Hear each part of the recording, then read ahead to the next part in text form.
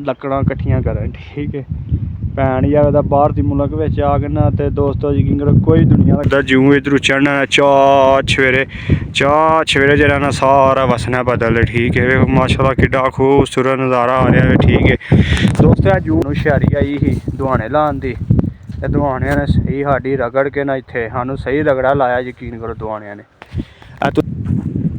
ਤੇ ਦੋਸਤੋ ਜ਼ਿਮੀਂਦਾਰੀ ਕੰਮ ਕਰਨ ਦਾ ਚੱਸ ਜਿਹੜਾ ਨਾ ਇੱਥੇ ਹੀ ਹੈ ਯੂਰਪਾਂ ਦੇ ਵਿੱਚ। ਯਕੀਨ ਕਰੋ ਪਾਕਿਸਤਾਨ ਜਿਹੜਾ ਨਾ ਜ਼ਿਮੀਂਦਾਰੀ ਦਾ ਕੰਮ ਜਿਹੜਾ ਨਾ ਸਭ ਤੋਂ ਕੁੱਤਾ ਕੰਮ ਹੈ ਪਾਕਿਸਤਾਨੀ ਜ਼ਿਮੀਂਦਾਰ ਦਾ। ਠੀਕ ਹੈ ਚੱਸ ਇੱਥੇ ਆਉਂਦੀ ਕੰਮ ਕਰਨ ਦੀ, ਪੈਸੇ ਵੀ ਠੀਕ ਬਚ ਜਾਂਦੇ ਨੇ ਇੱਥੇ। ਠੀਕ ਹੈ ਕੋਈ ਜ਼ਲਾਲਤ ਵੀ ਕੋਨੀ। ਠੀਕ ਹੈ ਕੋਈ ਟੈਨਸ਼ਨ ਕੋਈ ਪਰੇशानी भी इतने कोनी। दिल करे पाकिस्तान के किसान जोड़े ने ठीक है कणक या बीजते हैं उन्होंने कख भी नहीं बचता तो गौरमेंट की करती कख भी नहीं करती है भी करती है।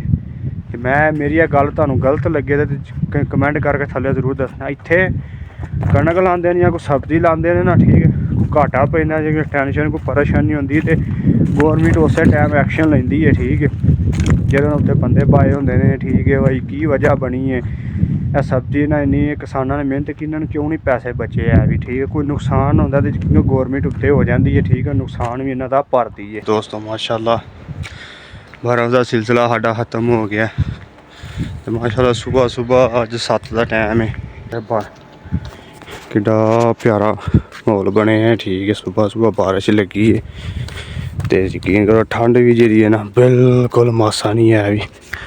असीं चले हाँ सुबह सुबह नाश्ता करना है। ठीक है रोटियां लैन चले असी।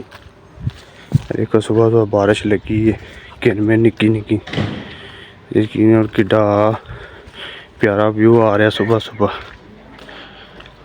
बारिश पैनी है बारिश पैन की बाद च रहना फिर अल्लाह तुहाडा भला करे। एक घंटे बाद बारिश पैनी फिर शुरू सॉरी बारिश आ के बर्फ़ पैनी फिर शुरू हो जानी है। ठीक है दोस्तों ਅਸੀਂ ਤੁਹਾਨੂੰ ਅੱਜ ਵਿਖਾਉਣਾ। ਠੀਕ ਹੈ ਇਹ ਇੱਥੇ ਅਸਾਂ ਪਹਿਲਾਂ ਲਾਇਆ ਹਜੇ ਇਸ ਪੈਲੀ ਦੇ ਵਿੱਚ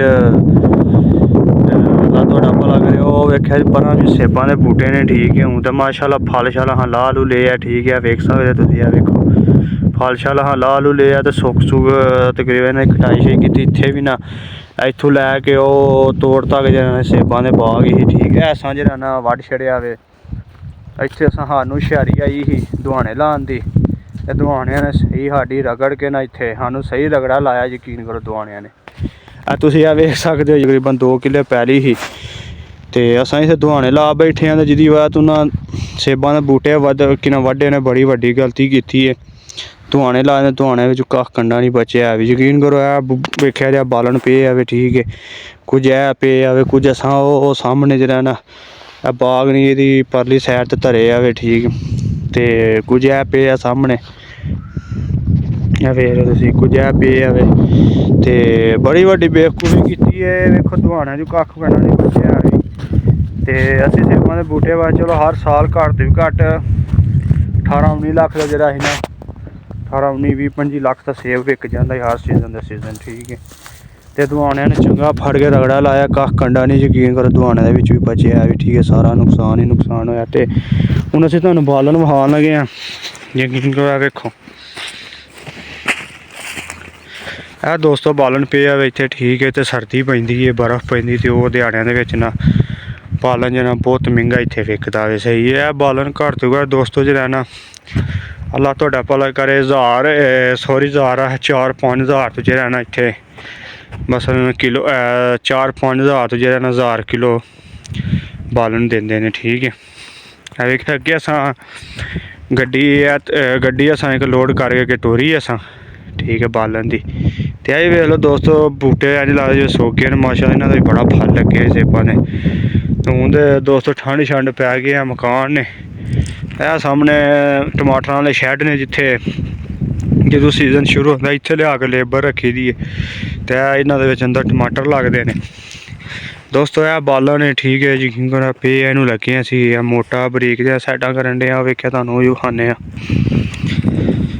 तो दोस्तों गल करा तो मकसद ये इन्होंने गोरियां की कोई चीज़ लाया नहीं जाती है भी। ठीक है बालन की भैन की सिरी वहाँ इतने तो गुड़िया गोया भी गुड़िया सोने की कीमत विकदा इतने यकीन करो जी।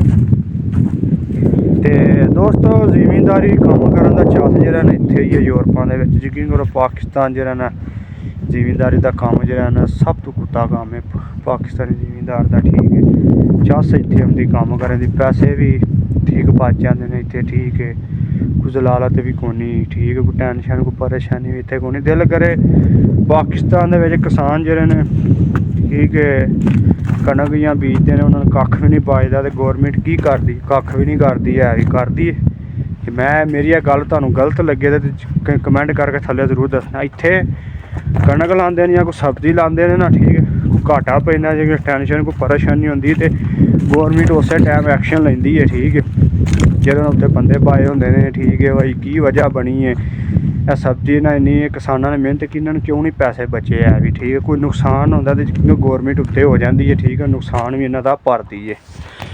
ਠੀਕ ਹੈ, ਇਹ ਅਸੀਂ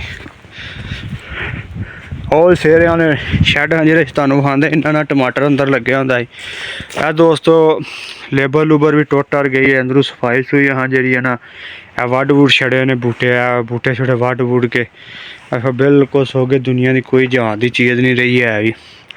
ਆ ਛਾਪਰ ਛੁਪਰ यहाँ ਤੋਂ ਪੱਟ ਪੁੱਟ ਛੜੇ ਜਾਵੇ। ਠੀਕ ਹੈ, ਕਿਉਂਕਿ ਹੁਣ ਇਹ ਮੇਰੇ ਖਿਆਲ ਅੱਲਾ ਤੁਹਾਡਾ ਭਲਾ ਕਰੇ, ਪਹਿਲਾ ਮਹੀਨਾ ਹੈ। ਠੀਕ ਹੈ, ਤੀਸਰੇ ਮਹੀਨੇ ਜਿਹੜਾ ਨਾ ਇਹ ਜਗ੍ਹਾ 'ਤੇ ਫਿਰ ਤੁਹਾਨੂੰ ਅਸੀਂ ਵੀਡੀਓ ਬਣਾ ਕੇ ਵਲੋਗ 'ਚ ਵੀਡੀਓ ਬਣਾ ਕੇ ਵਿਖਾਉਂਦੇ। ਆਹ ਤੀਸਰੇ ਮਹੀਨੇ ਦੇ ਵਿੱਚ ਜਿਹੜਾ ਨਾ ਅਸਾਂ ਇਨਸ਼ਾਅੱਲਾ ਦੇ ਫਜ਼ਲ ਕਰਮ ਨਾਲ ਜਿਹੜਾ ਨਾ ਅਸੀਂ ਟਮਾਟਰ ਲਾਉਣੇ ਸ਼ੁਰੂ ਕਰ ਦਿਆਂਗੇ ਫਿਰ। ਠੀਕ ਹੈ ਦੋਸਤੋ, ਹੁਣ ਇੱਥੇ ਲੈਣ ਲੱਗ ਪਈ ਹੈ ਬਾਰਿਸ਼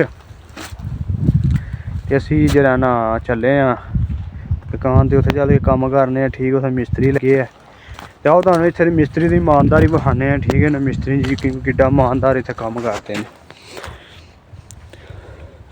दोस्तों साड़ी वीडियो अच्छी लगी, ठीक है, थले लाइक कमेंट करके जरूर दसना। चैनल सबसक्राइब जरूर करना, ਤੁਹਾਨੂੰ ਨਵੀਂ ਤੋਂ ਨਵੀਂ ਵੀਡੀਓ ਮਿਲਦੀ ਰਹੇ।